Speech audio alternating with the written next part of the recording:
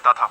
उसकी सौतेली माँ और बाप ने उसे घर से निकाल दिया था। उसकी सौतेली माँ ने सब कुछ अपने और अपने बच्चों के नाम पे कर रखा था और गोपाल को हिस्से के नाम पे 3 गायें दे रखी थी। गोपाल पढ़ा लिखा तो बहुत था, पर नौकरी ना मिलने के कारण उसने सोच लिया था कि वो अब उन तीनों गायें की खूब देख रेख करके उनसे जो दूध मिलेगा उसे बेच के अपना कारोबार चलाएगा। अब मैं बिल्कुल अकेला हो गया हूँ। गौ माता, तुम तीनों के अलावा मेरा अब कोई भी नहीं है। बस मेरा घर चलाने के लिए तुम तीनों को मेरी मदद करनी होगी। तीनों गायें बहुत ही हट्टी कट्टी और जवान थीं और रिश्ते में भी एक दूसरे की बहनें लगती थीं। चंपा, चमेली और मैना। मैना सबसे बड़ी और समझदार गाय थी।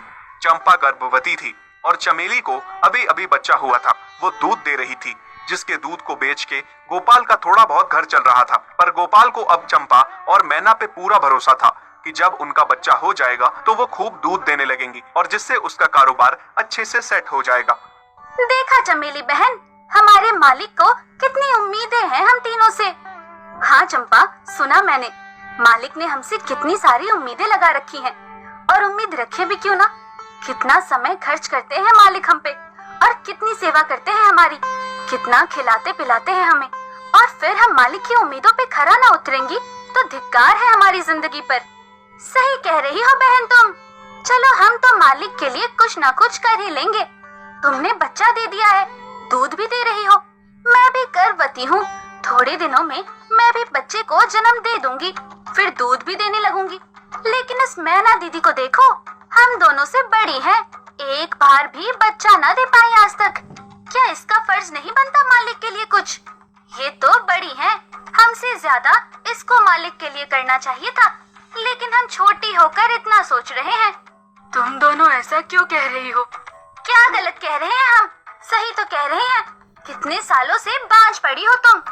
ऐसा कैसे कह सकती हो तुम? बच्चा देना ना देना मेरे हाथ में थोड़े ना है। मैं भी तो माँ बनना चाहती हूँ ना। मैं भी चाहती हूँ कि दूध दूँ और मालिक को मेरे दूध से कुछ फायदा हो। अरे तुम क्या बच्चा दोगी जो इतने सालों से नहीं दे पाई? तुम ये ख्वाब लेना बंद करो कि तुम बच्चा दोगी और तुम्हारे दूध से मालिक को कोई फायदा होगा।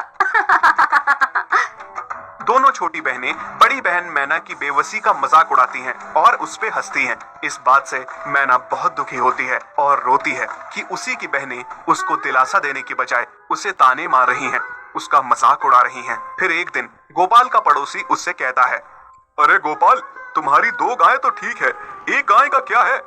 उससे तुम्हें कोई फायदा नहीं है, बेच क्यों नहीं देते उसे?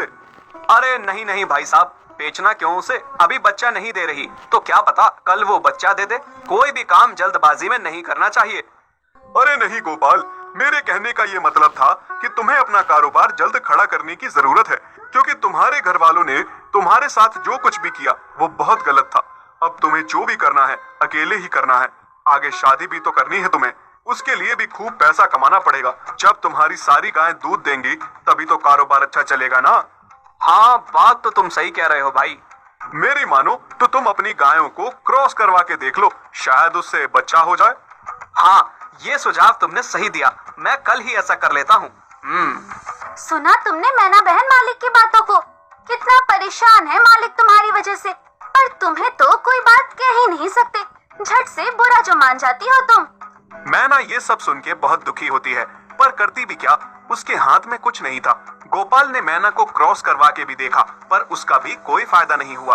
गोपाल, जो सुझाव मैंने तुम्हें दिया था, क्या वो तुमने आजमाया? हाँ भाई, वो भी करके देख लिया, पर उसका भी कोई असर ना हुआ। ये गाय किसी काम की नहीं है गोपाल, मेरी माना तो इसे बेच दो। मैं सोच रहा हूँ एक बार फिर से क्रॉस करवा के देखता हूँ, शायद कोई बात बन जाए। देख लो, पर मुझे नहीं लगता। देखा, इन लोगों को भी पता चल गया, तुम बच्चा नहीं दे सकती, तुम बांझ ही रहोगी। सही कह रही हो तुम दीदी, इतने जतन करने के बाद भी बच्चा नहीं हो रहा, तो अब क्या होगा? गोपाल मैना को एक बार फिर से क्रॉस करवा लेता है। दोनों बहनें चंपा और चमेली मैना के बांझपन का मजाक उड़ाती हैं और उस पे खूब हंसती हैं। फिर एक दिन मैना चमेली के बच्चे के साथ खेल रही थी कि तभी चंपा देख लेती है। हाँ देख तो चमेली दीदी, ये मैना दीदी तेरे बच्चे के साथ क्या कर रही है?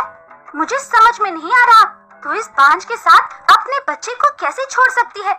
जब मेरा बच्चा आ जाएगा मैं चमकपुर गांव में गोपाल नाम का एक लड़का रहता था।